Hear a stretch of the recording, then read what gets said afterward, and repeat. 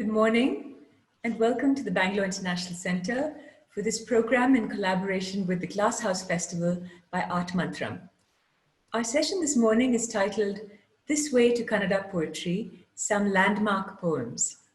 Our distinguished speakers are Professor Rajendra Chenni and well-known poet Prathibha Nandakumar.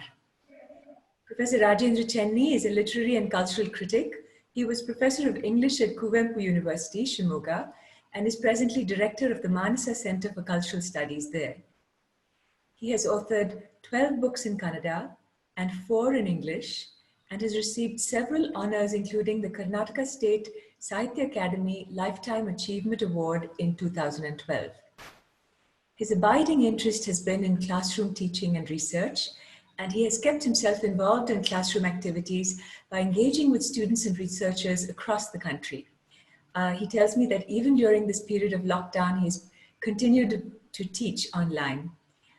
He has spoken for us at BIC before, and we are very pleased to have him back. Srimati Prathibha Nandakumar is a leading Kannada poet, journalist, filmmaker, and translator. Her publications include 16 collections of poems, 2 collections of short stories, 3 biographies, a collection of essays, an autobiography, and 3 translations into Kannada, a large body of work. Her poems have been translated into many languages, and her awards include the Karnataka Sahitya Academy Book Award, the Infosys Foundation Award for Literature, and the Dr. Shivarama Karanth Award. Now for some context for our discussion. Kannada poetry has a rich and unbroken history of poetic practice, with many voices and styles over 1,500 years. Professor Rajendra Chenni will introduce us to a few landmark poems that guide us through this formidable treasure house and offer a glimpse of how Kannada culture has articulated the perennial quest for the significance and value of human life. He will be followed by Srimati Prathibha Nandakumar, who will read from her poems. Professor Chenni. Thank you for those very kind words of introduction. And you rightly said that it's a very formidable task to take listeners and viewers through 1,500 years of Kannada poetry. Kannada happens to be one of the oldest languages in India. It's an offshoot of the Proto-Dravidian, according to some scholars. And even if we go back into the past, by around 450 Common Era, we have inscriptions, stone inscriptions, which demonstrate that Kannada language had already attained maturity and it had become a vehicle for poetry. Though, of course, the full-fledged and full-blooded expression of the poetic sensibility had to wait for some more centuries, mainly because some of the texts have been lost, unfortunately. Therefore, I will try my best to do justice to this formidable task. And what makes it a little more formidable is the presence of one of our most talented and leading poets, Prathibha Nandakumar, because usually critics and historians believe that they can get away with whatever comments they make on poetry. And if you have the presence of somebody who has enriched the kind of poetic tradition, you do feel a little humble, I'm sure. I'll begin by raising a question. The question is, in a linguistic and a literary tradition, people who participate, they imagine their land in a particular way. This may not have much to do with the realities of geography or history, because what they imagine is a land of affect and land of emotions. But such an imagined community continues to somehow shape human beings who live in that geographical, cultural territory. All stories about Kannada literature invariably begin with a reference to one of the classic texts of aesthetics we have, Kaviraja Marga. There was a discussion about who the author was, but generally we say it was Sri Vijaya who wrote this Kaviraja Marga. Now, the very fact that the title of this book is The Royal Way for the Poets, and the fact that there are many references in this text to Kannada poets of the past, those facts are a testimony to the long-standing, rich tradition of poetry. And this text is probably the first one which tries to imagine the Kannada Nadu or the Kannada land. At least this is the oldest of the literary records that we have of how Kannada Nadu was imagined. Let me read one or two verses from this text which belongs to the 9th century of the Common Era. This is how the author describes the Kannada region. The land called Kannada, renowned among the regions of the world, lies between the rivers Kaveri and Godavari, especially the land bordered by Kisuvalalu, famous city called Kopana, and Puligere is the heart of Karnataka. And how are the denizens of this imagined community? The people of that land are good in speaking and understanding what is spoken by others. By nature, though not scholars, they are competent, are clever in the use of words. Even children and those born down can give good advice and come up with wise proverbs.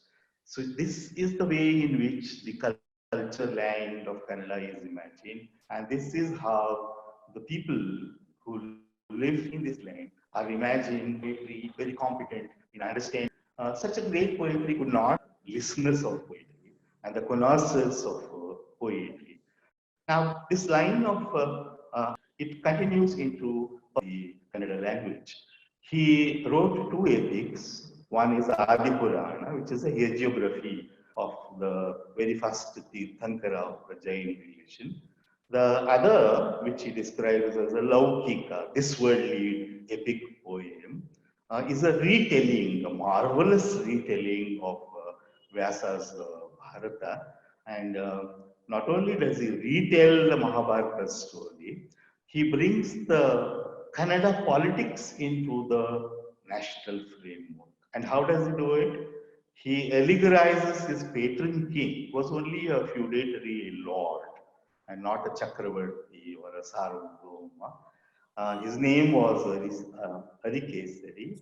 And what does Pampa do with him? He allegorizes him as the brave Arjuna. Vikramarjuna Vijayam is the title of that epic.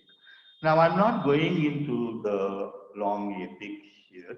I just want to read out a few lines from Pampa, who describes the people of Kannada Nadu and also the place which had an eternal existence in his heart.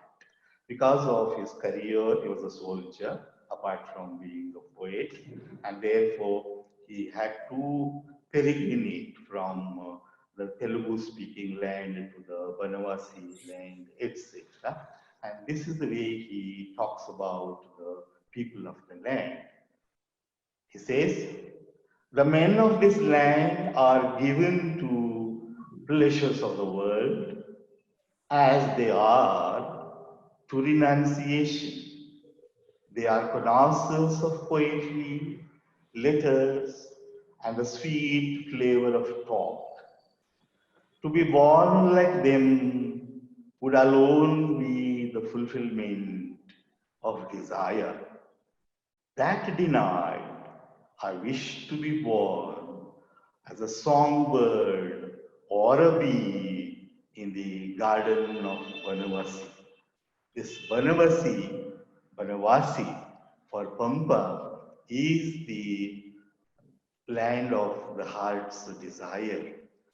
Even today, it's a very lush, green, beautiful region, full of the primeval forests and the rivers, etc. But he's not only describing a geographical territory here, he is talking about a cultural community, a highly civilized and literate community. And this is a social world in which poetry has its place.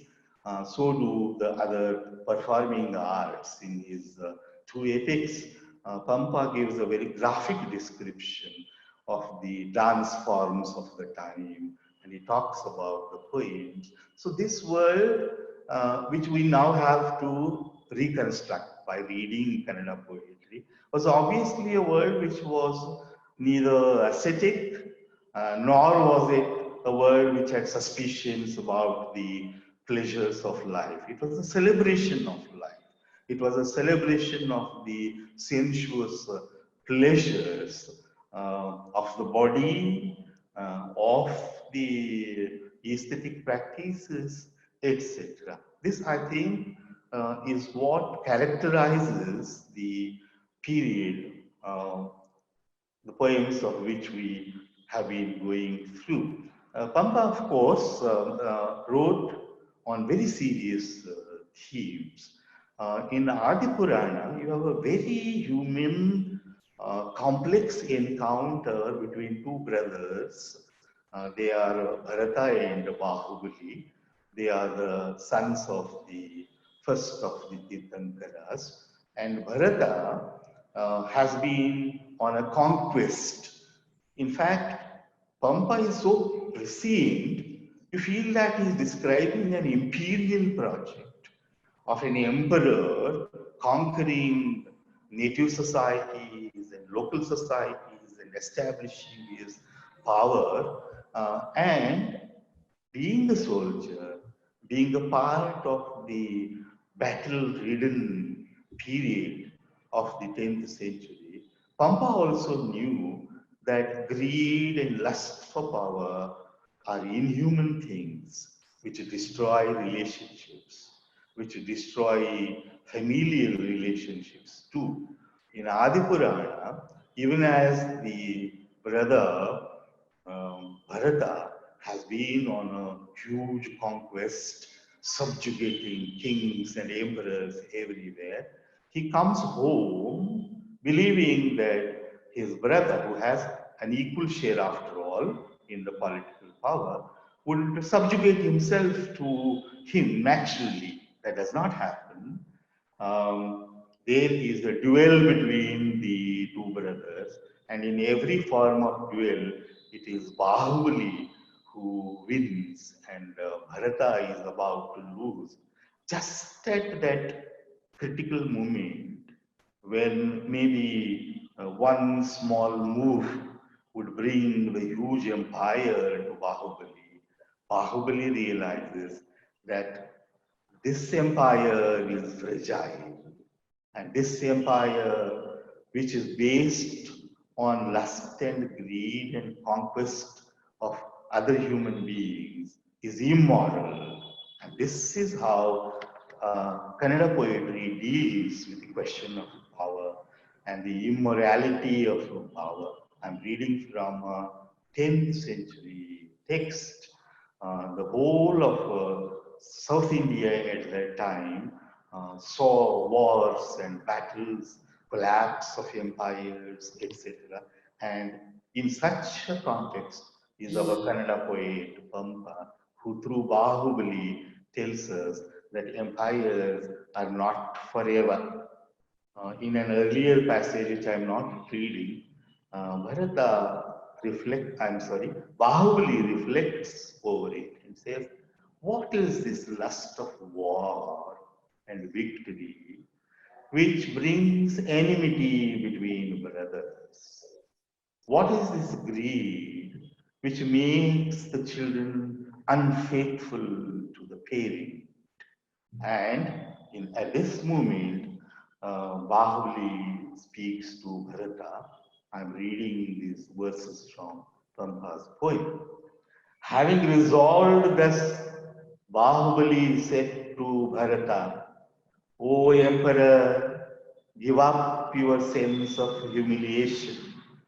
Do not ever get angry.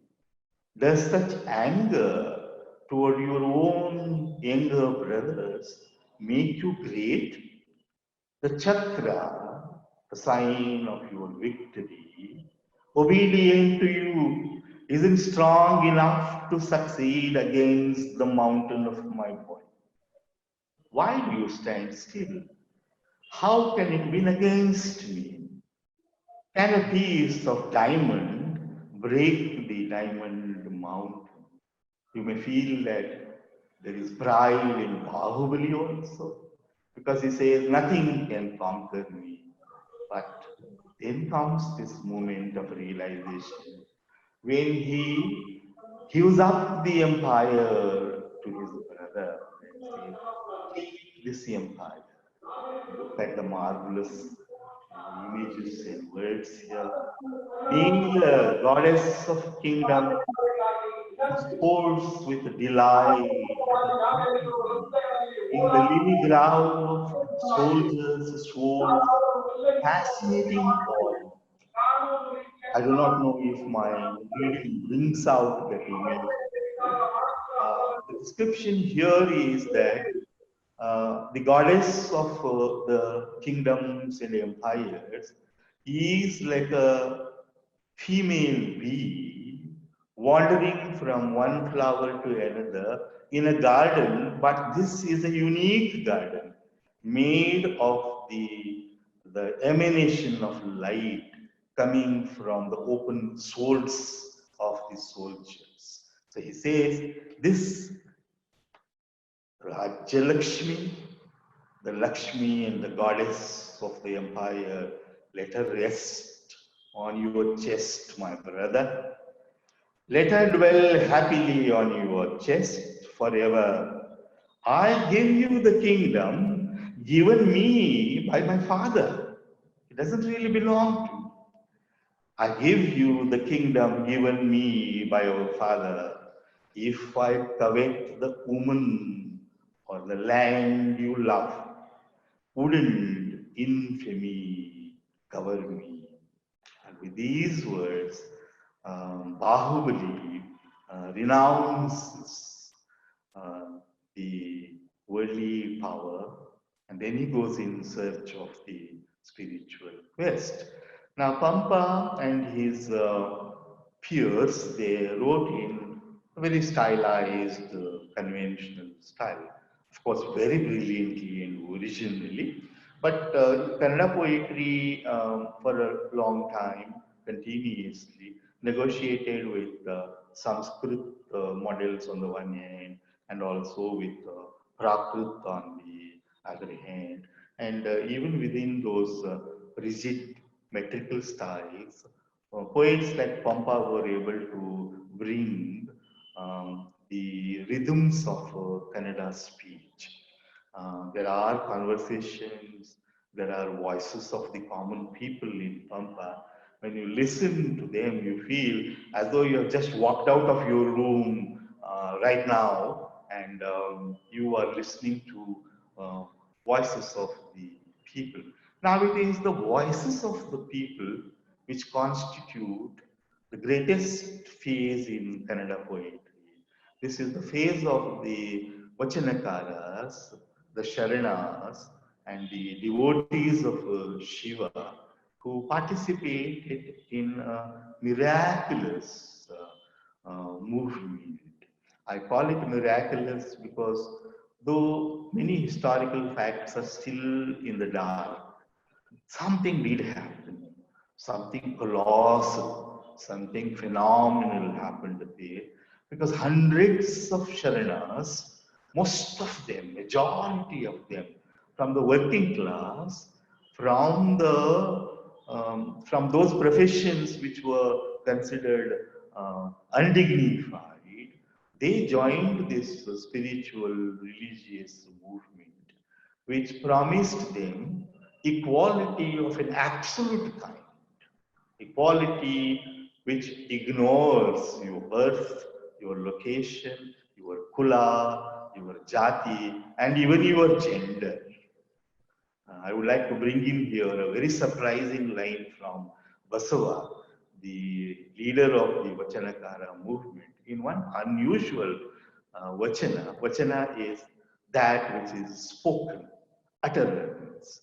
And the name itself suggests that we have come far away from the mold of conventional poetry, stylistic poetry, and we are into the world of real speech, actual speech. Anyway, in the Vachana I am referring to, Basava says, "Look here, fellow, since you are asking me, I am telling you I am a man. Otherwise, I am sometimes a man and sometimes a woman." This is how all these, they are called in the Vachanas, pollutions of caste distinction, class, and all those are ignored. And what we have is remarkable poetry. Today we are celebrating poetry. I do not want to go into the sociological or the historical for too long.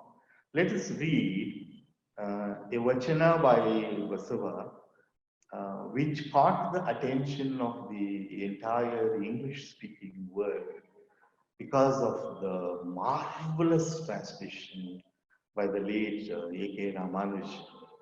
Uh, Kannada community is eternally grateful to this brilliant genius of a poet and translator who took the spoken Kannada word to the rest of the globe. And this is a very famous poem uh, by Vachana by Basava.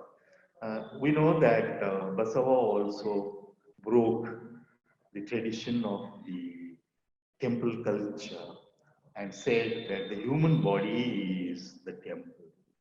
And this is the Vachana. The rich will make temples for Shiva. What shall I, a poor man, do? The rich will make temples for Shiva. What shall I, a poor man, do? My legs are pillars, the body the shrine, the head a cupola of gold. My legs are pillars, the body the shrine, the head a cupola of gold. Listen, O Lord of the meeting rivers, things standing shall fall, but the moving ever shall stay. It's a beautiful translation of Sthavara, which refers to everything that is rigid and not dynamic, etc. And temple is also one such structure. But the human body, full of life, working, performing a kayaka profession, is a holy sanctum in itself. This is the way in which the idea of the body as the temple was introduced through the through Kannada poetry, because Vachanas who had to be rediscovered in the 20th century, and we also had to learn how to read them as poetry and not, shastric sayings, etc. They are now a great treasure. This is another Vachana by Basav. He is imagining uh, God as the expected visitor, and he wants to know whether the house, it could mean the body, it could mean the mind, it could mean the soul, has been cleaned up for the coming of God. It says, the master of the house, is he at home or isn't he? grass on the threshold, dirt in the house. The master of the house, is he at home or isn't he? Lies in the body, lust in the heart. No, the master of the house is not at home. Our Lord of making rivers. This is how Kannada poetry, not only then but even today, picks up images, metaphors from the everyday lived world. Kannada poetry sincerely believes that poetry has no supernatural space. It's a human activity. The human activity of the imagination needs words on the street. It needs images, it needs things, and that's what constitutes our poetry. I said that number of very talented women joined the Vachanakara movement. And one of them, unfortunately, we have only one Vachana by her. She was a prostitute by profession, and she takes the images in that single vachana from the trade into which she was pushed, and it was this movement which brought her out of that. I'm not reading that, but then we have the looming presence of Akka Mahadevi. I'm very sure Pratibha will agree with me that Akka is an archetypal presence. Any woman writer may not subscribe to what Akka said in a religious context, but she foreshadowed how a woman can speak authentically. Even if you are dedicating your erotic desires not to the husbands of this world, but the husband inside God, there is an acknowledgement. And she was the first to talk about the male gaze when she said, "Men, why do you look at this woman and the woman's body now that she is at the peak of her youth? I am not a woman." That's what she said in one of the vachanas. This is the one I am reading out is remarkable for the way it uses one metaphor to talk about the self, to talk about how we fashion the self, how we make our own self. This is from Akka Mahadevi. Like a silkworm weaving her house with love from her marrow. Like a silkworm weaving her house with love from her marrow and dying in her body's threads, winding tight round and round. I burn, desiring what the heart desires. Cut through, O Lord, my heart's greed, and show me your way out, O Lord, white as jasmine. I said a while ago that this bhakti of Akka, it gathers up all the characteristics of human love and also eroticism, but then dedicates it to the master, to God. One such vachana is like this: look at love's marvelous ways. If you shoot an arrow, plant it till no feather shows. If you hug a body, bones must crunch and crumble. Weld, the welding must vanish. Love is then our Lord's love.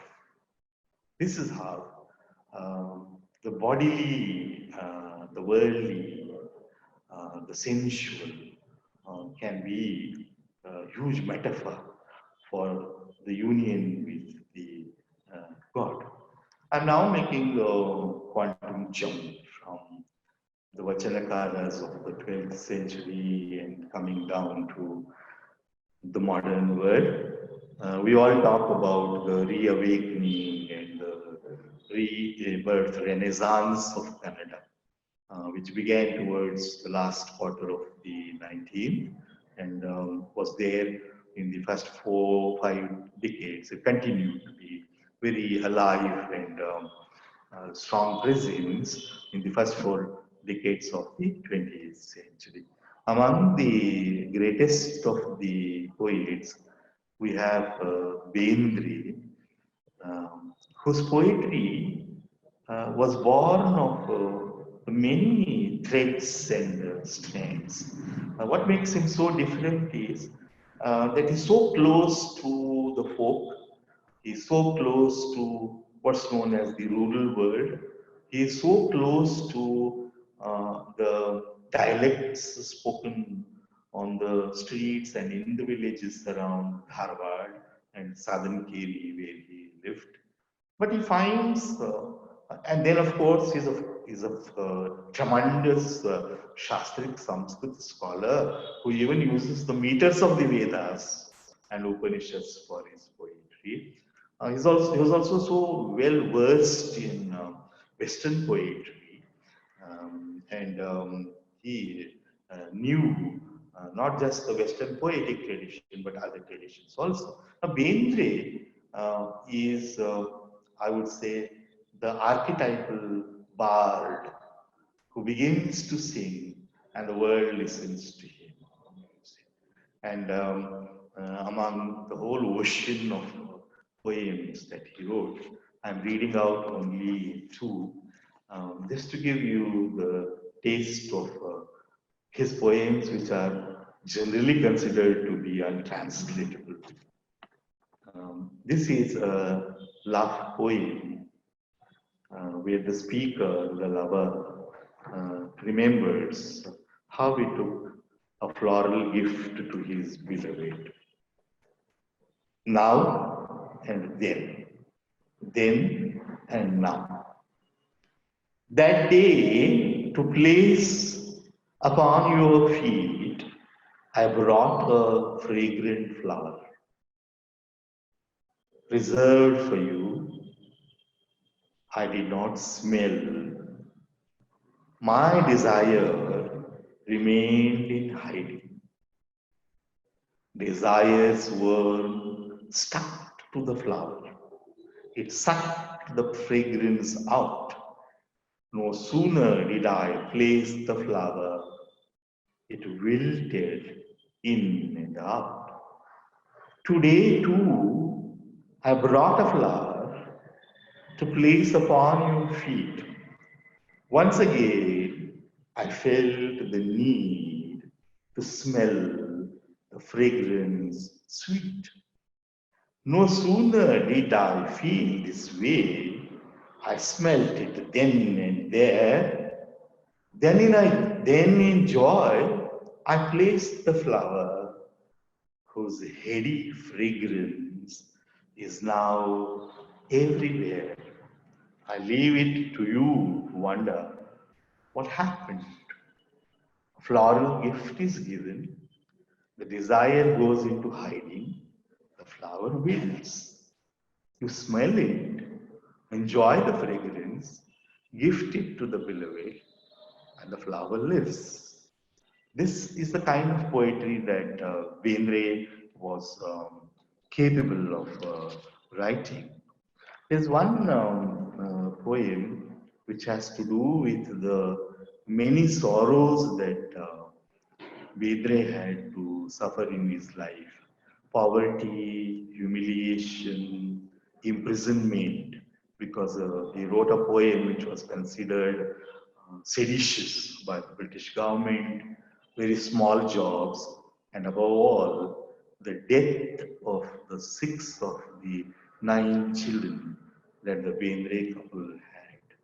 And here is the context of the poem I am reading. He has received the news that the child is dying, and he is traveling by train, hoping that he would be able to see the child. Suddenly, to his poet's eye comes the image that probably the child will not survive. And his wife, when he is going to meet her soon, would expect him to be a man and perform a miracle and revive the child. But he says very honestly, uh, it's an agonizing poem also, but a great poem of love too. And he says, don't look at me this way. Because if you look at me this way, in what way do I look back to you? This worldly ocean, samsara, I know is filled with countless obstacles of sorrow. Still I can say, though I don't know where there is the other side of the shore. So let the sleeping infant lie. What next happens is in God's hands. It is His will. His will I cannot change. So why you look at me again? Those lips of yours that were as red as parrot's beak fruit dipped, where did their color go? By which ill wind were they stripped? Looking at your cheeks, that brow, those eyes in sorrow, it seems as if death's hand itself has stroked your face. A nameless fear enters my breath. My wedding watered hands you took, thinking them cool and tender, and still you clutch at them, though now they glow like ashen cinder. But if the sky should topple, what fate awaits the ground, they said. Did you believe the sky would never fall? That I myself was a god? Woman whose eyes once glittered like milk bedewed kavadi fruit? Tell me, are those eyes I see now yours really? For looking on your face, my life itself exclaims in fright. Here comes the full moon's corpse sailing in the morning light. Rain has filled within your eyes. Why then this crazy laughter? As though a gust of wind can stop a rain cloud all set to scatter? So go on, cry, let loose the flood. Don't laugh away such hardship. Cling and let the tears flow. Don't block your sobs with bitten lips. Isn't that a marvelous poem? This is what Kannada poetry is about. Talking intimately, talking about our joys, our sorrows, the shocks that we go through. It's like placing your hand on somebody's shoulder, maybe unknown to you, sitting down and talking about your pains and your sorrows. Kannada poetry avoids too much rhetoric. It speaks in a low voice, and it speaks in a mild and intimate tone, but talks about all the great things in the world. I do not know if I'm running out of time, but I'll quickly read some more poems with you. Um, Kuvempu, he was a colossus, a poet and a novelist and a reteller of the Ramayana. There was no genre or type of literature in which Kuvempu did not write or experiment. But he also brought something very new, but of course, part of the ethos of that time of freedom struggle and also the struggles against the caste and the Varna hierarchies. He's the poet of protest and resistance, among other things. That's not the only poem we know. Here is a poem by Kuvempu uh, on God and the Priest. The title is God and the Priest. Shrouding the world, endless darkness has spread from horizon to horizon. Drowned in thick darkness, it appears the earth has melted. No stars, no moon, and not a gleam of light in the vast sky. The universe seemed a huge, inert, hollow corpse. Delusive love, sensual indulgence, satiated in stupidity, slumber of ignorance, slavery of spirit in the guise of piety, the parody of worship in the jail of the temple. Behind the veil, the funeral of freedom, the immortal spirit of man caught in the iron noose of religious rites and rituals. As this is the fate of the world, behold and hearken, the sonorous voice of God has disrupted the sound sleep, drowned in dullness. Millions tremble, the blazing torch in the right hand searing like a sword. The darkness, the God walks ahead, spreading the flame of light. This is how the poem goes on, where priesthood and then superstitions, empty rituals are imagined to hide the world in darkness.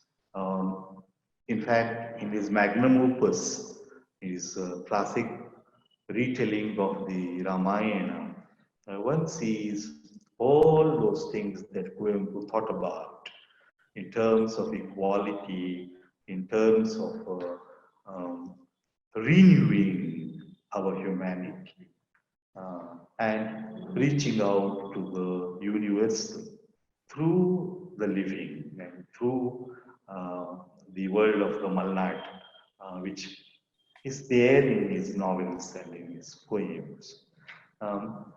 Narasimha Swami is one of the most loved poets in the Kannada language. His first collection, Mysuru Mallige, it has been said that the fragrance of this Mysore jasmine has never disappeared from the Kannada cultural world. He has written on many things. I'm reading the parts of a beautiful poem that he wrote on his 1-year-old daughter, whose name was Tungabhadra. Tungabhadra No, no, not the river. My 1-year-old daughter, my little goddess, somewhere, if in Madras, a cyclone were to rise and a few drops were to fall in Mysore, she's sure to catch a cold.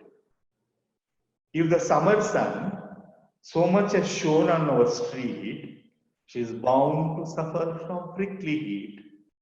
At home, she's everywhere playing. She's too clever, this girl. We cajole her all day, give her a hot bath, put her in a cradle, cover her up fully, light incense, swing the cradle until our hands go numb, sing lullabies in a low voice. But you think she would sleep? This cherubic devil, she will peep through the covers, raise her hood, laugh, and make us laugh as well. Um, Continuing this, the great poet says, um, I admire the courage of this 1-year-old. Once in the blue moon, when father raises his voice, she will go to mother. Were mother to scold her too, she will crawl on all her fours to the father, tears rolling down her cheek, and seek a place on his lap. The family is a sea, and I and my wife Meenakshi are the two shores.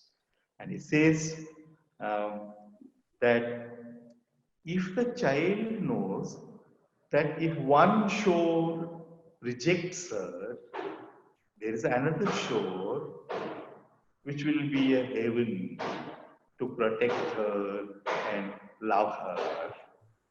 Why not human beings? Why do we believe that there is only one shore? And that, if that is lost, why do we feel there is no other shore to look for? This is how, from the domestic world of the family, of dampatya, of the husband-wife relationship, Narasimha Swami was able to create a wonderful world of poetry, a reflective, um, not philosophical, but a reflective, serious way of looking, but at the same time celebrating.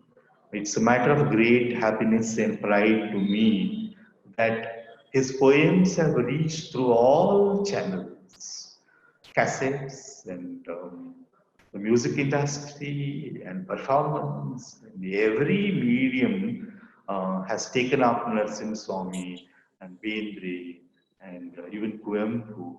This, I think, is very special about the poetry that we are talking about. It's not an elitist poetry. It's not a poetry only to be taught within the four walls of the university. It lives on the tongues of the people who sing it and who read it. Um, the Navya or the modernist poetry was led by none other than Gopalakrishna Adiga.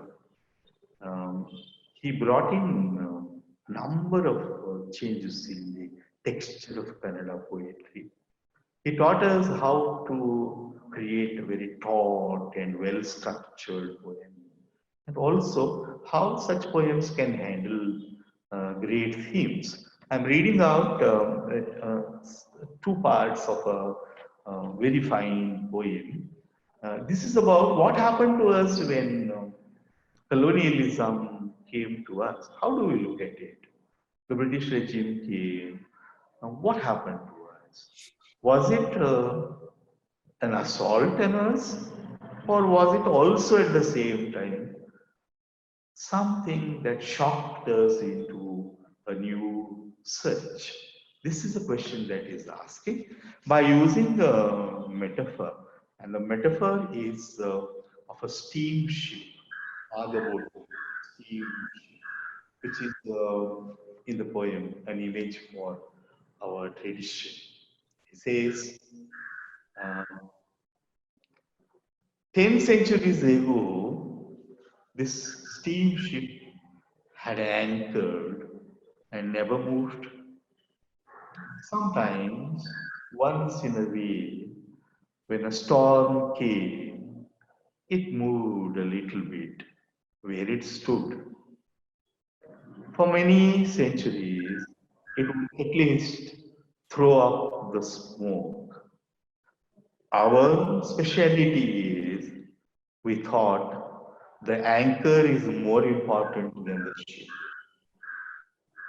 Why is it that we never felt like jumping off the steamship and playing with the waves of the sea? Why didn't we feel we could swim, explore that mountain one can see from afar? Why did we feel that we knew everything? Why did we believe? Why did we believe? We know all the 9 continents, we know all the 7 oceans and sea, we know the Jambudvipa. Such lessons went on and on. But why didn't we come out and explore and see for ourselves? Not that the world had stopped, the wind from the sea still brought that brackish smell. The stars shone, pinching, piercing us. But what did we do? Every day, religiously, we worshipped our dead pilot's dead body.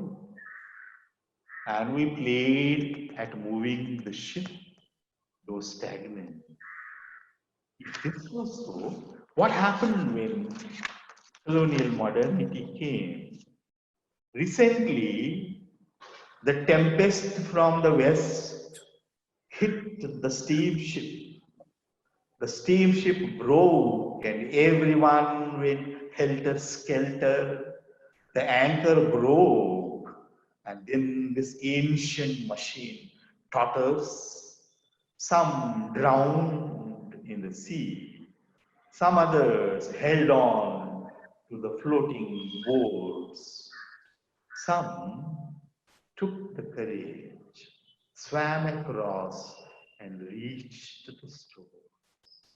Should we not now believe that we need to explore all the continents once again?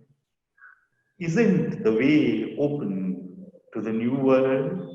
Shouldn't we take the old planks of this ship and with the craft of ship making, bring them together and start a voyage again? Because movement is life, stagnation is death.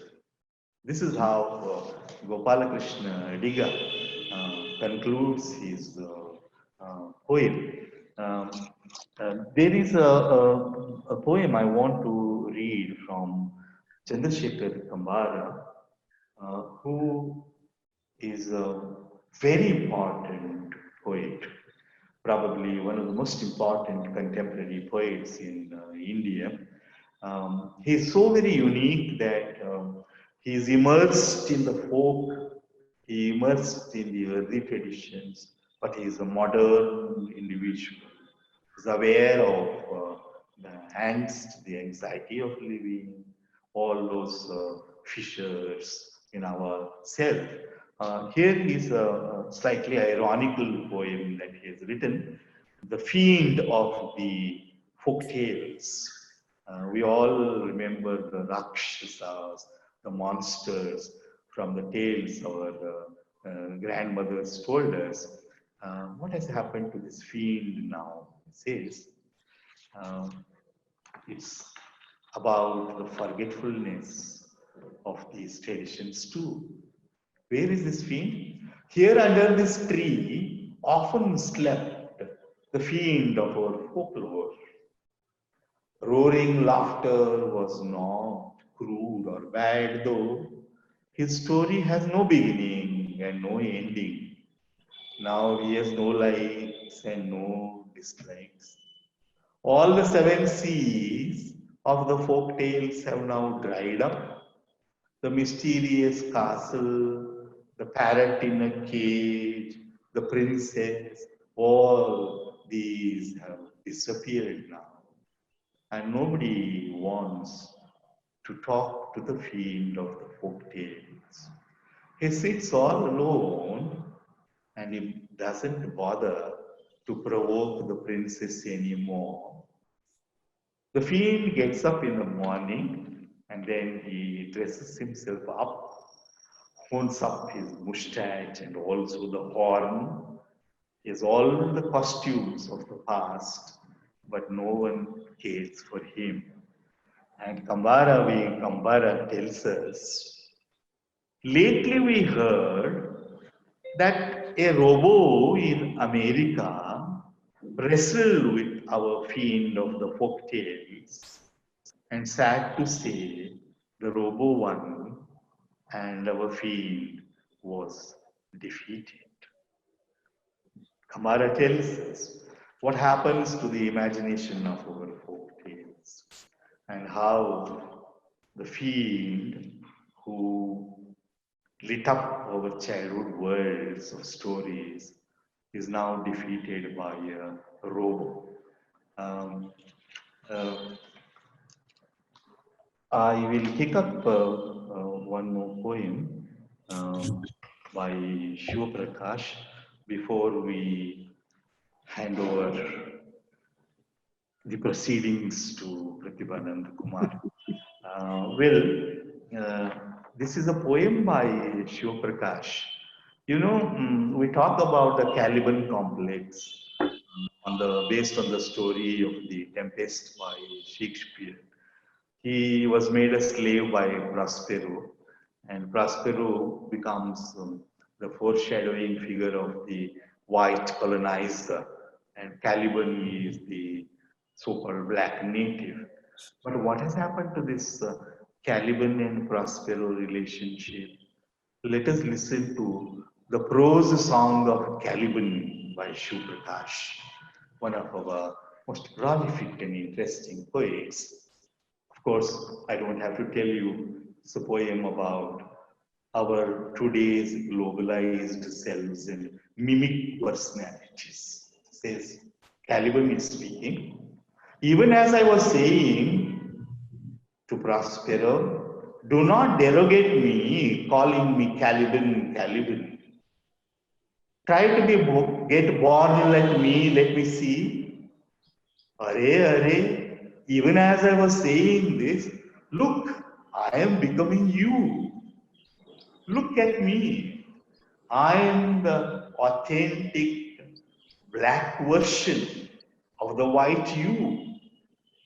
Here in my land of the scorching sun, I have been tirelessly training myself to wear the dress you wear in your land of endless winter. But still, I pine and I groan because my skin hasn't turned to yours. You, God, I cannot believe in. If the body could be changed like a shirt, or if the skin color could be replaced like a garment, I'm sure, Prospero, your lovely, bewitching daughter would not have spurned me. If I knew your daughter, would fall for that white cockroach, I would not have renounced everything and lived like an ascetic today, nor would I have exchanged my language for yours, or taken the ship that you taught me to me, and bought those costly equipments that you sold to me, and come to your shores, Prospero. This is how Shiva Prakash talks about the way we are now becoming our own Prosperos, colonizing ourselves, colonizing our own minds. something wonderful happened in Kannada poetry. I would say a decade or 2 decades ago. Our poet Prathibha made a declaration asking critics to declare that this is the age of women writing. There was no need for old academics like me to very condescendingly say, all right, women are writing. Such brilliant women began to write. We don't know how. It was like so many flowers blooming at the same time. And they wrote about everything that one can imagine. It's not a niche poetry. No. It's not a poetry which you would put in a ghetto as kitchen poetry. No. It's contemporary poetry, rich, complex, challenging, written by best of our women poets. I'm so happy one of them is with us.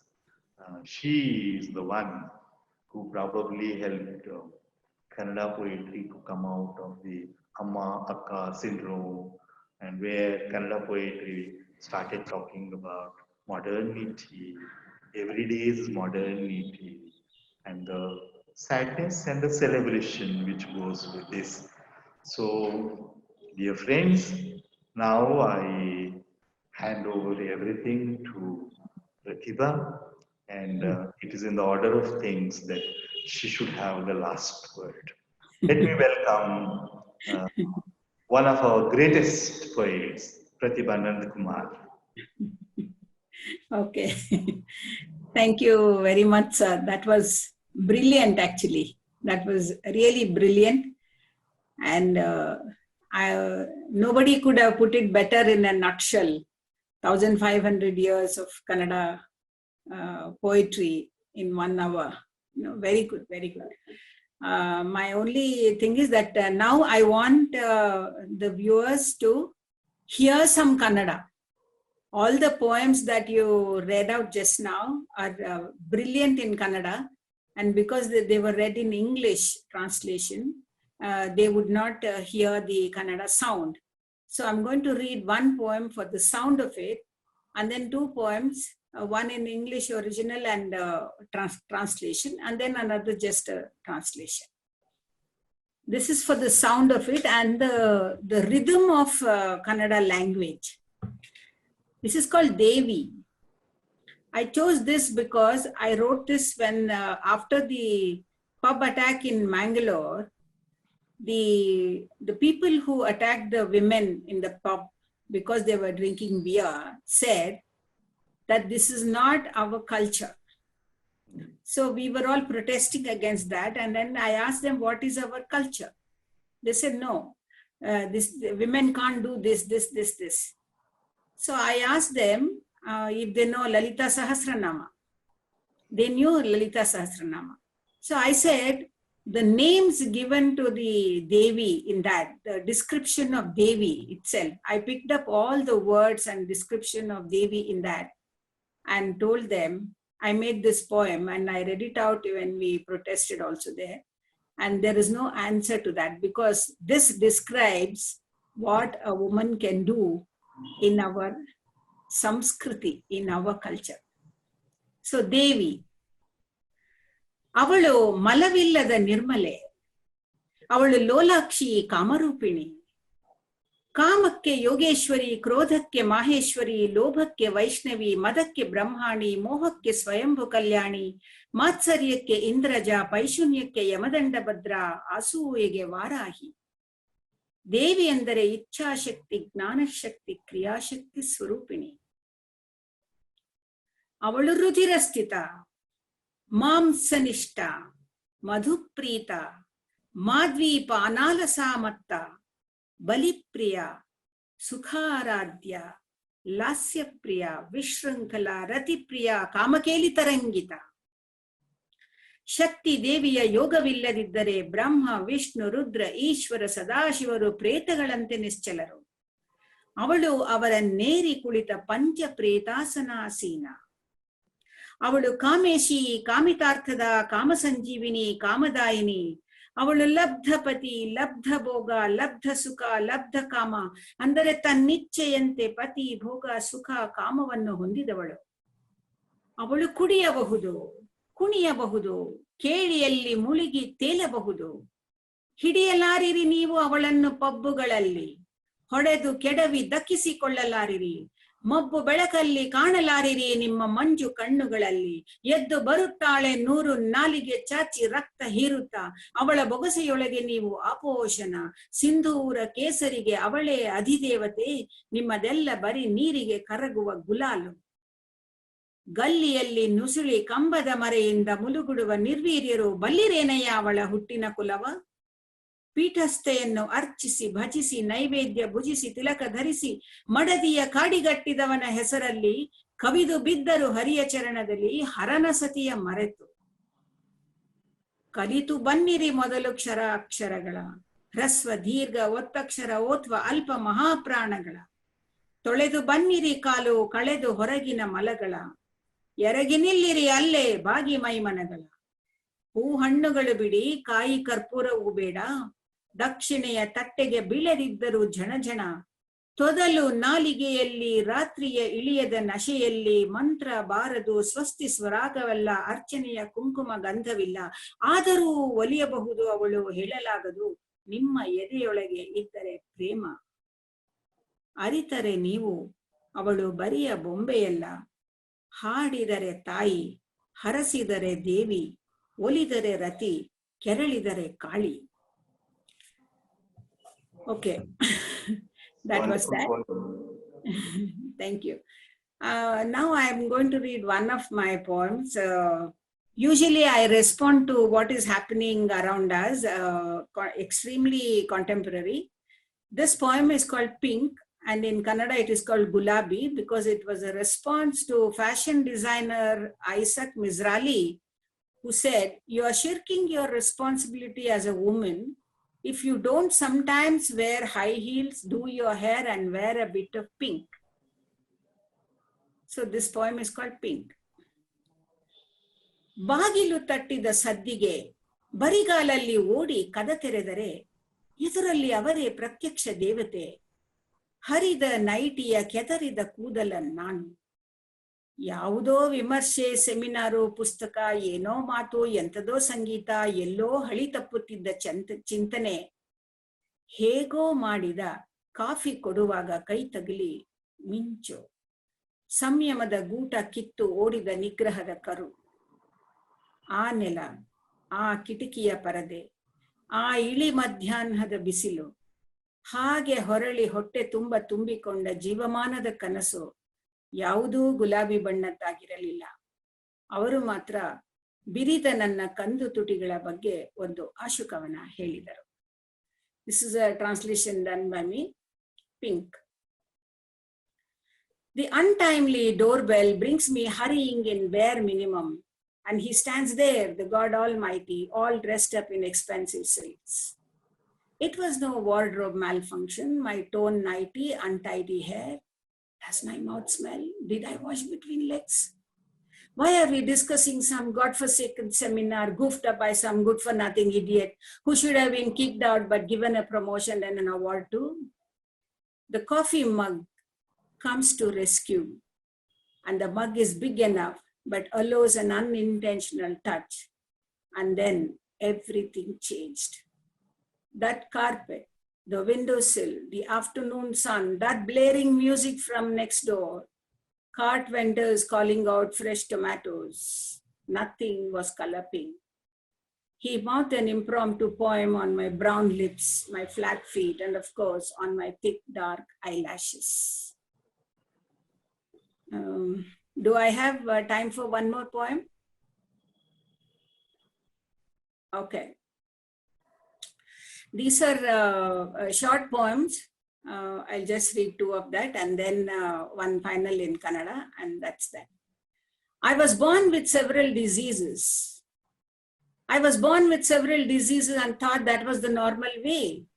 I played the flute with lips that bled at every hole and the violin where the fingers came away. My feet crushed to a pulp while I danced, while Michael sang blood on the dance floor. I was hard of hearing as the pus oozed out, even as I wore the heavy diamonds and rubies. The exotic silks that I wore were the bandages to my bruised body. And as I opened up my thighs, I died a million deaths and survived, thinking this is life, this is heaven, and this is the true bliss of being a woman. I am a poet, I crawl. I am a poet and I crawl under your skin, your mind, your sixth sense, your conscious and subconscious, your awake and stupor states, and also between your tightly guarded thighs. I rip you open and crawl in and set you on fire, and then I get stuck for not knowing how to exit, and I die a tormented death. Okay, this one is a latest poem called Hennu Mattu Raktanta. I had an earlier poem called Woman and Blood. So I named this Woman and Blood 2. This is a response to what happened in Bhuj of Gujarat, where girl students, I think they were in high school or PUC, they were asked to remove their panties to show if they are menstruating or not, because they wanted them not to go near the temple. This is atrocious, and the entire country was against it, and this is my response to that.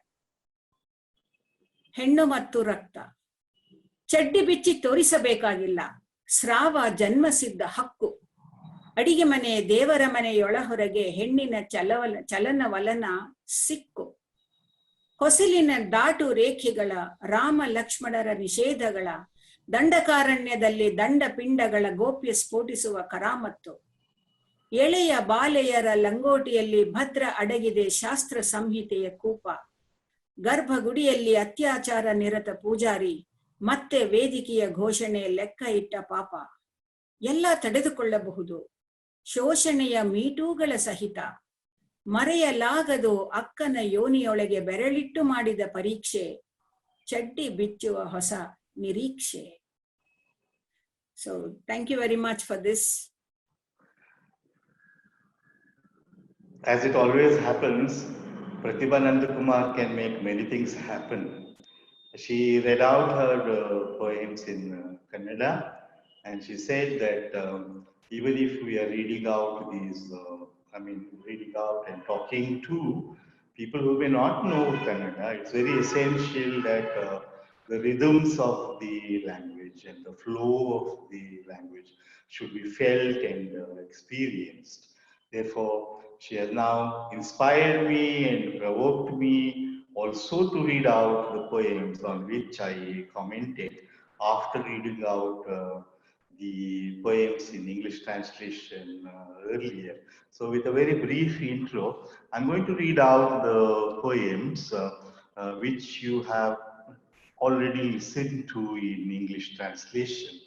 I mentioned that the imagination of the community happened in a 9th century text, Kaviraja Marga, where the author is describing the contours of the country as well as the people who inhabit that country. This is how it goes. Kaveri indam ಆ ಗೋದಾವರಿ ವರಂ ಇದ್ದ ನಾಡದು ಆ ಕನ್ನಡದೊಳ್ ಭಾವಿಸಿದ ಜನಪದಂ ವಸುಧಾವಲಯ ವಿಲೀನ ವಿಷಯ ವಿಶೇಷ. This is written in Old Kannada, which was the language of poetry in the 9th century. He has described the cultural geography of Kannada in that stanza. In another stanza, which I had translated for you, he also talks about the sensitivity of the people, how they have an inborn ability to understand and respond to poetry. This is how he describes this community. Padan aridu nudiyalum, nudidudan aridu, ariyalum arpar, ஆனாடவர்கள் சதுரர் நிஜதின் குறித்து போததையும் காவிய பிரயோக பரிணித மதிகள் குறித்தவரல்லதே மற்றும் பெறரும் தம் தம்ம நுடியோள் எல்லர் ஜாணர் கிருவக்களும் மூகரும் விவேகமன் மாத்துகளன் அழிப்பல்கே. This is how he tells us that not only the literati but young children and those who are born dumb could also give advice to others on how to write poetry. Thereafter, in my presentation, I had read out two stanzas from the first important poet known as Adi Kavi, the primal poet, the first poet, the great poet Pampa, who is also talking about the Kannada community as well as the landscape which has shaped them. He says, ಚಾಗದ ಹೋಗದ ಅಕ್ಕರದ ಗೇಯದ ಒಟ್ಟಿಯ ಅಲಂಪಿನ ಇಂಪುಗಳಿಗೆ ಆಗರಮಾದ ಮಾನಸರೇ ಮಾನಸರು ಅಂತವರಾಗಿ ಪುಟ್ಟಲ್ ಏನಾಗಿಯುಣ್ಣೇನೋ ತೀರ್ದಪುದೆ ತೀರದೊಡಂ ಮರಿದುಂಬಿಯಾಗಿ main ಕೋಗಿಲೆಯಾಗಿ ಹುಟ್ಟುವುದು ನಂದನದೊಳ್ Vanavasi ದೇಶದೊಳ್. Says, in this divine garden on the earth, my own Vanavasi, I would like to be born at least as a bee or a singing bird. There is the other stanza taken from his first epic poem, Adi Purana, where there is this confrontation between the two brothers. And as I had said, Bahubali, one of the brothers, is addressing his more ambitious brother who has lost the duel with him. And he is telling him that he wants to give away not only his victory, but also the goddess of the land and the state and the empire to him. And he says, ಎಂದು ಇಂತು ಬಗೆದು ಭರತನ್ ಎಂದಂ ಚಕ್ರೇಶ ಸಿಗ್ಗನ್ ಉಳಿ ಮುಳಿಸಂ ನೀನ್ ಎಂದಿಗಂ ಬಿಸುಡು ಇಂ ತಮ್ಮಂದಿರೋಳ್ ಇಂತ ನಿತ್ತು ಕಂಡು ದರ್ಪುದು ಪಿರಿದೆ ನಿನ್ನ ಈ ಬೆಸಸಿದ ಚಕ್ರಮ್ಮದು ಎನ್ನೀ ದೇಹಾದ್ರಿಯಂ ಗೆಲಲ್ ನೆರೆಯ ನೀಂ ಬಿನ್ನನೆ ಇದೇ ಕಿರ್ಪಾಯ ಅದೆಂದು ಎನ್ನ ಗೆಲಲ್ ವಜ್ರಗಿರಿಯನ್ ಆರ್ಕುಮೇ ವಜ್ರಂ ನೆಲಸುಗೆ ನಿನ್ನ ವಕ್ಷದೊಳೆ ನಿಶ್ಚಲಂ ಈ ಭಟಖಡ್ಗ ಮಂಡಲೋತ್ಪಲ ವನ ವಿಭ್ರಮ ಭ್ರಮರಿಯಪ್ಪ ಚಲಾಚಲ ರಾಜಲಕ್ಷ್ಮಿ ಭೂಲಲಯನ್ ಲಲನೆಯನ್ ಅಯ್ಯನ್ ಇದು ಆಂ ನಿನಗಿದ್ದೇನೆ.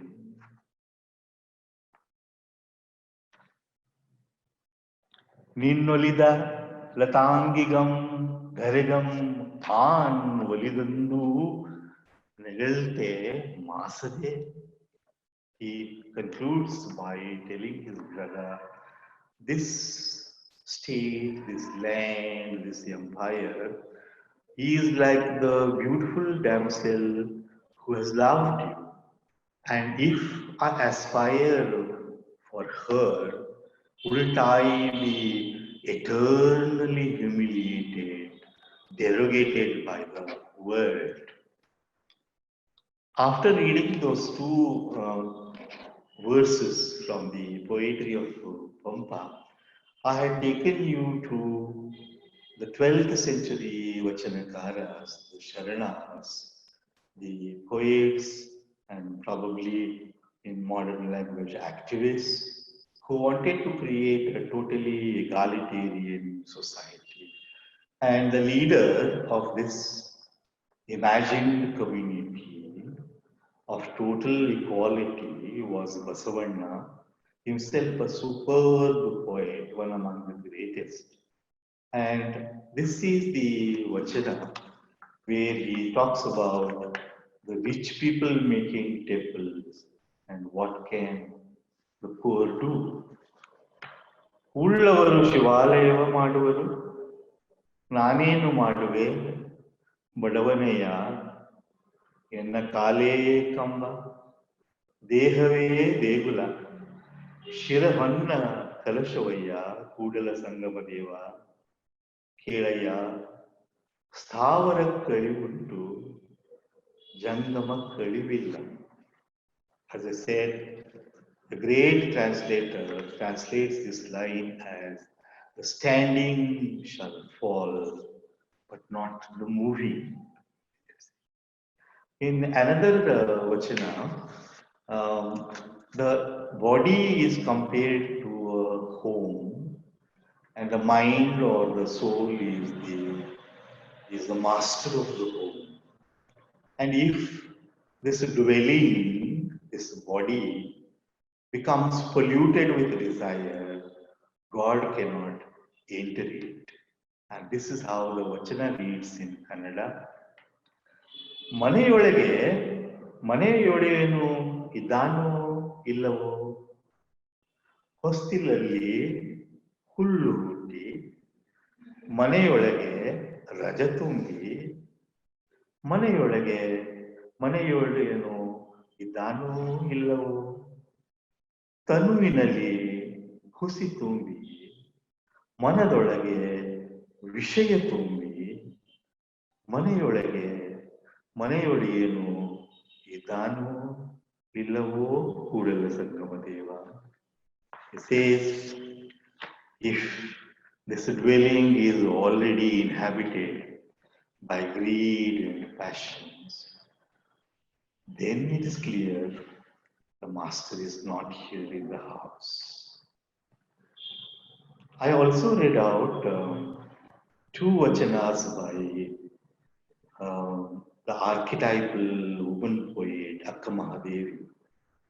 She is the one who walked out of her home, of her marriage, and in W.B. Yeats's words, maybe she found more enterprise in walking naked. She renounced all this because she believed she was married to the divine god Channamallikarjuna. And in this beautiful vachana, she compares herself to a silkworm and makes a soulful plea to Channamallikarjuna to save her from the worldly attachments. ತೆರಣಿಯ ಹುಳು ತನ್ನ ಸ್ನೇಹದಿಂದ ಮನೆಯ ಮಾಡಿ, ತನ್ನ ನೂಲು ತನ್ನನ್ನೇ ಸುತ್ತಿ ಸಾವಂತೆ, ಮನಬಂಧುದನು ಬಯಸಿ ಬೇಯುತ್ತಿದ್ದೇನಯ್ಯ, ಎನ್ನ ಮನದ ದುರಾಶೆಯ ಮಾಣಿಸಿ ನಿಮ್ಮತ್ತ ತೋರ Channamallikarjuna. She was also a poet who did not, in a way, deny the presence of the body or deny the presence of the erotic. But she felt that she could transcend that by giving all that to the Lord Himself.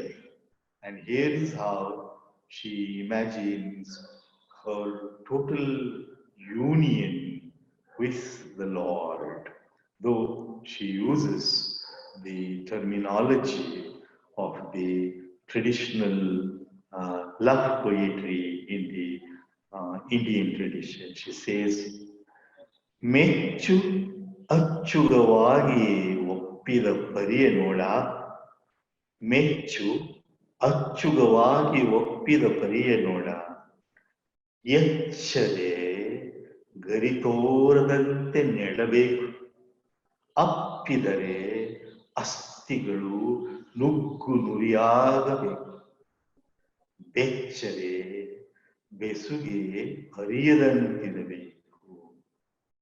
ಮೆಚ್ಚು ಒಪ್ಪಿತ್ತು ಚೆನ್ನಮಲ್ಲಿಕಾರ್ಜುನನ Sneha. From the Vachanakaras of the 12th century, we had moved on to modern Kannada poetry, and I had read out a translation of a very stirring, very moving lyric by one of our greatest poets, Rajendra, writing in the context of the probable passing away of his child, and he is addressing his wife, who is looking up to him to perform a miracle and save the child. And he is saying, don't look at me that way. ನೀ ಹಿಂಗ ನೋಡಬೇಡ ನನ್ನ, ನೀ ಹಿಂಗ ನೋಡಿದರೆ ನನ್ನ ತಿರುಗಿ ನಾ ಹ್ಯಾಂಗ ನೋಡಲೇ ನಿನ್ನ. ಸಂಸಾರ ಸಾಗರದಾಗ ಲೆಕ್ಕವಿರುವಷ್ಟು ದುಃಖದ ಬಂಡಿ, ನಾ ಬಲ್ಲೆ ನನಗೆ ಗೊತ್ತಿಲ್ಲದಿದ್ದರೂ ಎಲ್ಲಿ ಆಚೆಯ ದಂಡಿ. ಮಲಗಿರುವ ಕೂಸು ಮಲಗಿರ್ಲಿ ಅಲ್ಲಿ, ಮುಂದಿನದು ದೇವರ ಚಿತ್ತ, ನಾ ತಡಿಲಾರೆ ಅದು ಯಾಕ ನೋಡ್ತಿ ಮತ್ತ ನೀ ಇತ್ತ. ಕಂಬಲ ಹಾಕದ ತುಂಬ ಕೆಂಪು ಗಿಣಿಗಣಕ ಹಣ್ಣಿನ ಹಾಂಗೆ ಇದ್ದಂತ ತುಟಿಯ ಬಣ್ಣೆತ್ತ ಹಾರಿತು. ಯಾವ ಗಾಳಿಗೆ ಹಿಂಗ ಈ ಗತ್ತ ಗಲ್ಲ ಹಣಿ ಕಣ್ಣು ಕಂಡು ಮಾರಿಗೆ ಮಾರಿಯ ರೀತಿ, ಸಾವನ ತನ್ನ ಕೈ ಸವರಿತಿಲ್ಲಿ ಬಂದ್ಯನಗ ಇಲ್ಲದ ಭೀತಿ. ದಾರಿ ನೆನದ ಕೈ ಹಿಡಿದೆ ನೀನು ತಣ್ಣಗ ಅಂತನ ತಿಳಿದು, ಬಿಡುವಲ್ಲಿ ಇನ್ನೂನು ಬೂದಿ ಮುಚ್ಚಿದ ಕೆಂಡ ಇದಂತ ಹೊಡೆದು, ಮುಗಿಲನ ಕಪ್ಪರಿಸಿ ನೆಲಕ್ಕೆ ಬಿದ್ರ ನೆಲಕ್ಕ ನೆಲಿ ಎಲ್ಲ. ಆ ಗಾದಿ ಮಾತು ನಂಬಿ ನಾನು ದೇವ್ರಂತ ತಿಳಿದಿಯೇನು ನೀ ನನ್ನ, ನೀ ಹಿಂಗ ನೋಡಬೇಡ ನನ್ನ, ನೀ ಹಿಂಗ ನೋಡಿದ್ರೆ ತಿರುಗಿ ನಾ ನಿನ್ನ ನೋಡದೆ ನನ್ನ. ನಿನ್ನ ಕಣ್ಣಿನ್ಯಾಗ ಕಾಲೂರಿ ಮಳೆಯು ನಡನಡಕ ಹುಚ್ಚನಗಿ ಯಾಕ, ಹನಿ ಒಡೆಯಲಿಕ್ಕೆ ಬಂದಂತ ಮೋಡ ಕಡದಾಂಗ ಗಾಳಿಯ ನೆವಕ. ಅತ್ತಾರೆ ಹತ್ತು ಬಿಡು ಹೊನಲ್ ಬರ್ಲಿ ನಕ್ಯಾಕ ಮರೆಸ್ತಿ ದುಃಖ, ಎವೆ ಬಡಿಸಿ ಕೆಡುವು ಬಿರುಗಣ್ಣು ಬೇಡ, ತುಟಿ ಕಚ್ಚಿ ಹಿಡಿಯದಿರೋ ಬಿಕ್ಕು, ನೀ ಹಿಂಗ ನೋಡಬೇಡ ನನ್ನ. That is the lyric that Bendre wrote in the midst of a very great personal agony. Comparable to the huge talent of Bendre, we had Kuvempu, our national poet, who broke new ground by bringing in his own progressive, liberal ideas into Kannada poetry. And I have selected a poem in which he is talking about the priest class, and he is telling us in the poem, in the part that I am reading, that with priesthood, some kind of a darkness seems to have descended on the human world, and God is now awakening us about our own foolish subjugation to the priest and the priest class. This is the poem. ದಿಗಂತದಿಂದ ದಿಗಂತಕ್ಕೆ ಹಬ್ಬಿದೆ ವಿಶ್ವವ ತಬ್ಬಿದೆ ರುಂದ್ರ ರಾತ್ರಿ ಸಾಂದ್ರ ತಮಂಧದಿ ಮುಳುಮುಳು ಕುಂತೆ ಕರಂಗಿದೋಲಿದೆ ಧಾತ್ರಿ ವಿಶಾಲ ವ್ಯೋಮದಿ ತಾರೆಗಳಿಲ್ಲ ಶಶಿ ಇಲ್ಲ ಶಾಂತಿಯ ಕಣವಿಲ್ಲ ಜಗತ್ತು ಪ್ರಜ್ಞೆ ಇಲ್ಲದೆ ಶೂನ್ಯ ಮಹಾಶವ ಬಿದ್ದವೋಲಿತ್ತು ಕುಸೀಮ ಮತೆ ಇಂದ್ರಿಯ ಲೋಲುಪತೆ ಮೌಢ್ಯದ ಸಂತೃಪ್ತಿ ಅಜ್ಞಾನದ ಸುಕ್ತಿ ಭಕ್ತಿಯ ಹೆಸರನ್ನು ಧರಿಸುತ್ತೆ ಮೆರೆಯುವ ಚಿತ್ತದ ದಾಸ್ಯ ದೇವರ ಗುಡಿ ಎಂಬುವ ಸೆರೆಯಲ್ಲಿ ಸ್ವಾತಂತ್ರ್ಯದ ಶವ ಸಂಸ್ಕಾರದ ಪರದೆಯ ಮರೆಯಲ್ಲಿ ಪೂಜೆಯ ನಕಲಿಯ ಪರಿಹಾಸ್ಯ ಶಾಸ್ತ್ರದ ಆಚಾರದ ಧರ್ಮದ ಕಬ್ಬಿಣ ನೇಣು ಸಿಲುಕಿದಿರುವುದು ಅದರಲ್ಲಿ ಮಾನವನ ಅಮೃತ ಆತ್ಮದ ಗೋಣು ಎರೆಯಿಂತುಟು ಭುವನದ ಬಾಳು ಅದೋ ನೋಡದೋ ಕೇಳು ನಿದ್ರೆಯ ಕದಡಿದೆ ಅವತಾರನ ತೂರ್ಯದ ವಾಣಿ ಕಂಪಿಸುತ್ತಿದೆ ಜಡತೆಯೊಳಿದ್ದ ಕ್ಷೋಣಿ. This is how he points towards the coming of the divine in order to awaken human beings lost in their ignorance and superstition. Another poet who worked in a very different niche of experience, that of the domestic, was a great poet, K.S. Narasimhaswamy. And here is a beautiful poem on his child, whose name is Tungabhadre, which is also the name of a major lifeline river in Karnataka. This is how he speaks about her. ಈ ತುಂಗಭದ್ರೆ ಹೊಳೆಯಲ್ಲ ವರ್ಷದ ಮಗಳು, ಇವಳನ್ನ ದೇವರಾಗಿ ಹೇಳು. ಮದ್ರಾಸ್ನಲ್ಲಿ ಬಿರುಗಾಳಿ ಎದ್ದು ಮೈಸೂರಿನಲ್ಲಿ 10 ಹನಿ ಮಳೆ ಬೀದಿತೇನೆ, ಇವಳಿಗೆ ನೆಗಡಿ. ಬೀದಿಯಲ್ಲಿ ಬೇಸಿಗೆ ಬಿಸಿಲು ಸುಳಿದರೆ ಉಷ್ಣ, ಮನೆಯೊಳಗೆ ಎಲ್ಲೆಲ್ಲೂ ಇವಳದೇ ಮಾತು, ಇವಳ ಆಟ. ಈ ತುಂಗಭದ್ರೆ ಹೊಳೆಯಲ್ಲ ವರ್ಷದ ಮಗಳು, ಒಳಗಣ್ಣ ಕಪ್ಪ ಕತ್ತರಿಸುವವಳು. ದಿನವೂ ಹಿಡಿದು ಅಕ್ಕ ಅಮ್ಮ ಎಂದು ಒಲಿಸಿ, ಬಿಸಿ ನೀರೆರೆದು ಮೈ ತುಂಬಾ ಹೊದಿಸಿ, ಧೂಪವನ್ನಿಟ್ಟು ತೊಟ್ಟಿಲನ್ನು ರೆಟ್ಟೆ ಬೀಳುವವರೆಗೂ ತೂಗಿ, ಮೆಲುದನಿಯಲ್ಲಿ ಚೋಳ ಕನ್ಯೆಯರ ಭಂಗವನ್ನು ಪಲುಕಿದರವಳು ಮಲಗುವಂಥವಳೆ ಈ ಮಾಯಾಂಗನೆ. ಇಣುಕಿ ಹೆಡೆ ಎತ್ತಿ ನಕ್ಕು ನಗಿಸುವವಳು ವರ್ಷದ ಮಗಳು. ಇವಳೆನಿಗೆ ಸರ್ಪಗಾವಲು, ಹೊಸಿಲೆ ದಾಟಿದರೆ ಬಾಗಿಲಿಗೆ ಬಂದು ಕಾಡುವಳು. ಸಂಜೆ ತನಕ ತಾಯಿ ಬಳಿ ಇವಳ ಅಧಿಕಾರ. ನಡುರಾತ್ರಿಯಲ್ಲಿ ನನ್ನೆದೆಗೆ ಇವಳು ದೇವರ ಪದಕ. ಈ ಮಗಳು ತುಟಿಯ ತೆರೆದರೆ ಸಾಕು ಮೇಲೊಂದು ಸಣ್ಣಕ್ಕಿ, ಕೆಳತುಟಿಯ ಹಿಂದೆ ಇನ್ನೊಂದು ಹಾಲಿನ ಚುಕ್ಕಿ. ಬಟ್ಟಕಲೆ, ದುಂಡು ಮುಖ, ಕಿವಿಯವರೆಗೂ ಕಣ್ಣು. ಇಷ್ಟಾಗಿ ಶಾಸ್ತ್ರಕ್ಕೆ 10 ಕೂದಲು, ಒಂದು ಮರಳು ಜಡೆ, ಅದಕ್ಕೂ ಬ್ರಹ್ಮಗಂಟು. ವರ್ಷದ ಮಗಳು ಧೈರ್ಯವೇ ಧೈರ್ಯ. ಹಾಗಾಗಿ ಮುಂಗೋಪದಲ್ಲಿ ತಂದೆ ಜನಿದರೆ ಇವಳು ತಾಯಿ ಬಳಿ ಸೇರುವಳು. ತಾಯಿ ಬೇಸರದಿಂದ ಮತ್ತೊಮ್ಮೆ ಗದರಿದರೆ ಅಂಬೆಗಾಲಿಡುತ್ತಾ ಕಂಬನಿಯೊಂದನ್ನು ಉರುಳಿಸುತ್ತಾ ಬಂದು ತಂದೆಯ ತೊಡೆಯ ನೇರುವಳು. ಸಂಸಾರ ಒಂದು ಸಾಗರ,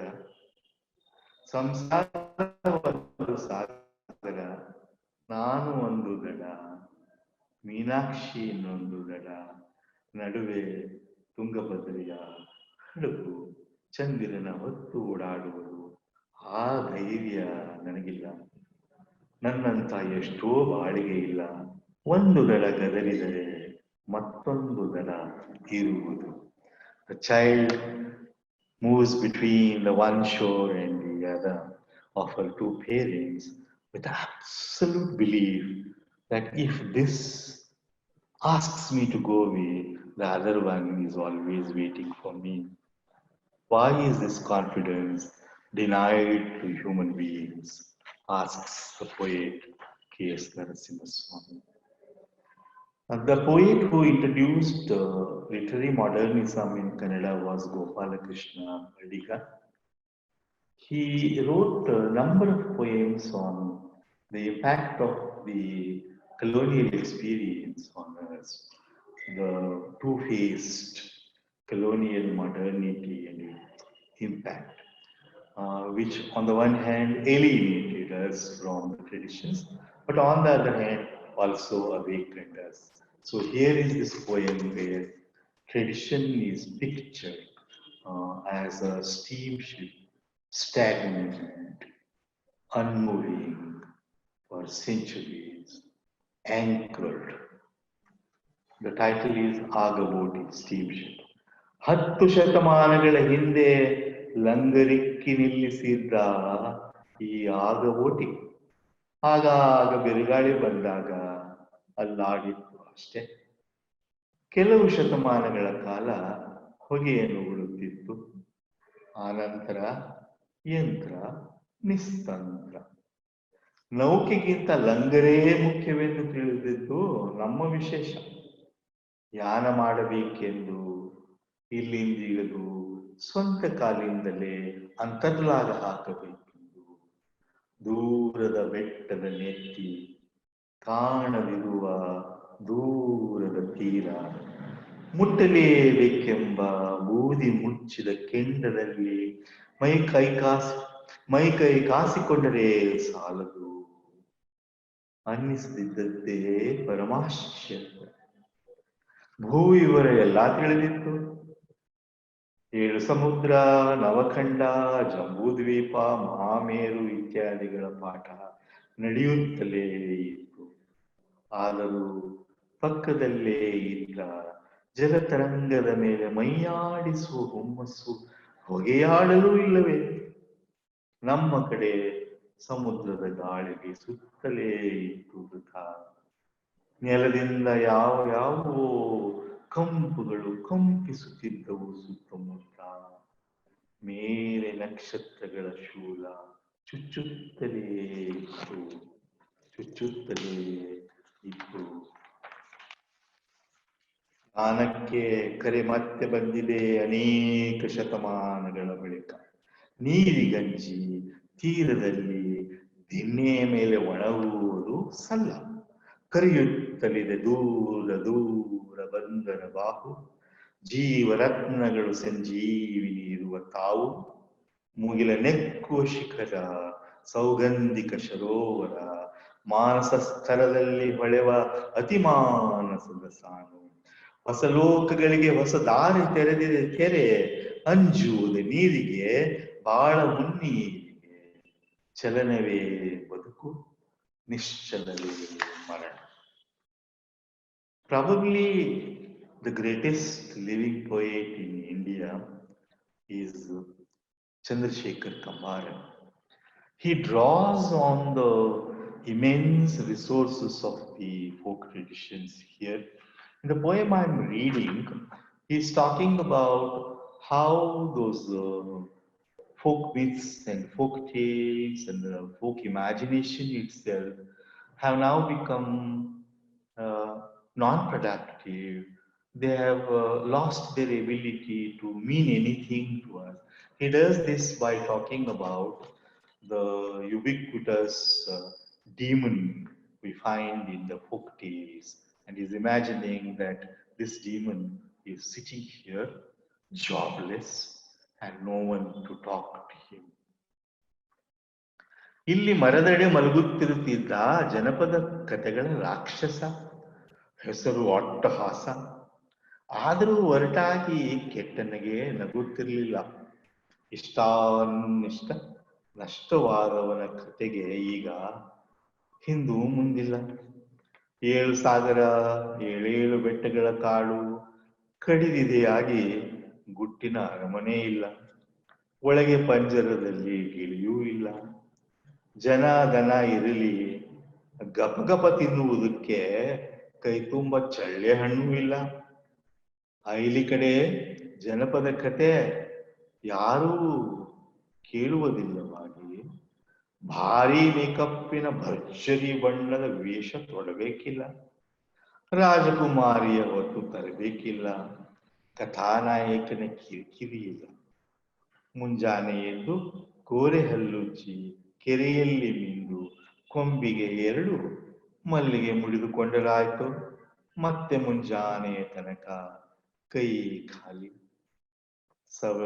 ಸವೆದ ಕತೆ ಇವನ ವ್ಯಥೆ. ಈಗಿವನ ವಲಯವೇ ಬೇರೆ, ನಮ್ಮದು ಬೇರೆ. And he concludes by saying that when he last heard about this demon, he had been defeated by a robo in the USA. I'm sure one can guess what Kambari is hinting at.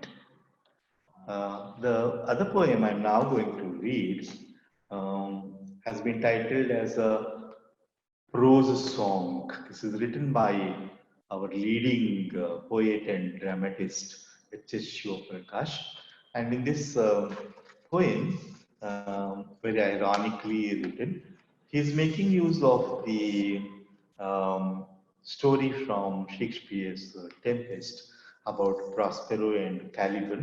And we all know that in the post-colonial thoughts, this has been termed as the Caliban complex. Prospero is the white colonial master, and Caliban is the dark subject of the land which has now been made a colony. But now Caliban is becoming Prospero. This is the prose song.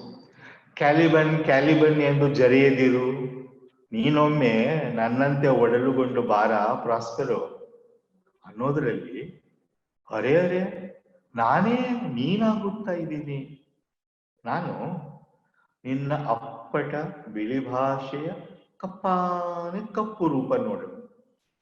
ನಮ್ಮ ಕೆಂಡಾಮಂಡಲ ಬಿಸಿಲು ನಾಡಲ್ಲಿ ನಿಮ್ಮ ನಿರಂತರ ಚಳಿನಾಡ ದಿರಿಸನ್ನು ಬೇಜಾನುಗ ತರಬೇತಿ ಪಡೆದು ತೊಟ್ಕೊಂಡಿದ್ದೀನಿ. ಆದ್ರೂ ಥುತ್ತೇರಿ ನನ್ನ ತೊಗಲ ಬಣ್ಣ ನಿನ್ನ ಹಾಗೆ ಆಗ್ಲಿಲ್ವಲ್ಲ ಎಂದು ಕರಕರ ಕೊರಗುತ್ತಿದ್ದೀನಿ. ಓ ನಾನು ನಂಬಲಾಗದ ದೇವರೇ, ಅಂಗಿ ಬದಲಾಯಿಸುವ ಥರ ಅಂಗವನ್ನೂ ತೊಡಿಗೆಯ ಥರ ತೊಗಲ ಬಣ್ಣವನ್ನೂ ಬದಲಾಯಿಸಬಹುದಾಗಿದ್ದರೆ ನಾನು ಹುಟ್ಟಿದ್ದಾಗ ನಿನ್ನ ಮೋಹಿನಿ ಮಗಳು ಹಾಗೆ ಮುನಿಸಿಕೊಳ್ಳುತ್ತಿರ್ಲಿಲ್ಲ. ಯಾವುದೋ ಬಿಳಿ ಜಿರಳೆಗೆ ಅವಳು ಬೇಸ್ತು ಬೀಳುವುದು ಗೊತ್ತಿದ್ರೆ ನಾನು ಹೀಗೆ ಮುನಿಯ ಥರ ಬಾಳ್ಬೇಕಾಗಿರ್ಲಿಲ್ಲ. ಇಲ್ಲಿ ತನಕ ಇಷ್ಟು ಕಾಯ್ತಿರ್ಲಿಲ್ಲ. ಬಲವಂತವಾಗಿ ನನ್ನ ಭಾಷೆ ಬದಲಾಯಿಸ್ಕೊಳ್ತಿರ್ಲಿಲ್ಲ. ನಿನ್ನ ದಂಡೆಗೆ ಬರುತ್ತಿರ್ಲಿಲ್ಲ. ನೀನು ಕಟ್ಟಲು ಕಲಿಸಿದ ಹಡಗನೇರಿಕೊಂಡು ನಿನ್ನ ಬೀಳುಡಿಗೆ ಹಾಕಿಕೊಂಡು ನಿನ್ನ ಎಂಜಲು ತಿಂದುಕೊಂಡು ಅಪಾರ ಬೆಲೆ ತೆತ್ತು ನಿನ್ನಿಂದ ಕೊಂಡ ಹತಾರುಗಳನ್ನು ಬೆನ್ನ ಮೇಲೆ ಏರಿಕೊಂಡು. And Caliban is saying, this is the asymmetry that with the equipment that you gave me, I'm now making a voyage towards your land and gradually becoming a Prospero. Well, these are the poems in the original Kannada, whose translations I shared with you. I sincerely hope the flow of Kannada, the way in which our poets have used different tones and voices have reached you. Thank you very much. So it's time to thank the organizers. Both of us are very grateful to you for giving us this opportunity. I do hope we have at least shown the way for many readers to start their own individual journeys. I would also like to thank many of the translators whose translations I have used in my presentation. CP Ravi Kumar and Champura Madhav, O.L. Nagabhushan Swami, and the late A.K. Ramanujan. I have used a number of translations. It is this tribe of good translators that can take Kannada poetry across to all corners of the world. Thank you again. Thank you very much. Thank you both. From the bottom of our hearts, I think you've really, as you said, shown the way, taken us all the way from Kaviraja Marga and Pampa through Basava's Vachanas, Akka Mahadevi, Bendre, who you called the archetypal bard, Kuvempu, Narsim Swami, Gopal Krishna Adiga, Chandrasekhar Kambar, who is part of this festival, Shiva Prakash, and of course the women writers, and so many issues that we think of as modern. To think that 10 centuries ago, they were writing about hierarchies and power and empires which do fall. Of course, the sensual world of experience of flowers and nature and sorrow. Then, of course, the freedom struggle and superstition, caste, and colonial modernity. Really very wonderful. Srimati Prathibha Nandakumar, we are very grateful for the myriad evocative colors and sounds and images of your poems, and the feminism, which is so much a part of our culture and our poetry, as you have shown. Thank you, both of you. Thank you. Thank you.